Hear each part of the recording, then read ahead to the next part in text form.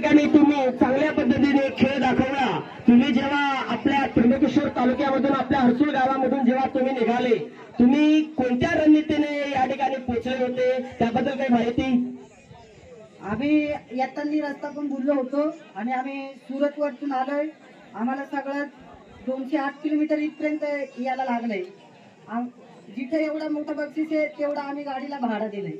Okay, हा याचा मतलब असा आहे की पैशांना तुम्ही महत्व देत नाही, तुम्ही फक्त कबड्डी खेळाला महत्व देत असतात। आणि त्या ठिकाणी तुम्ही उच्चल संघाबरोबर उच्चल संघाने सुद्धा कुठंच कसर सोडलेली नाही, त्यांनी सुद्धा खूप छान पकड आणि त्यांचे रेडरने रेड पण केल्या। परंतु मी असं म्हणेल की तुमच्या हर्सुल संघाने तुझ्या एकट्याच्या बळावर, एकट्याच्या डिफेन्सवर, एकट्याच्या रेडमुळे ही मॅच जिंकली, याच्याबद्दल काय सांगशील तू?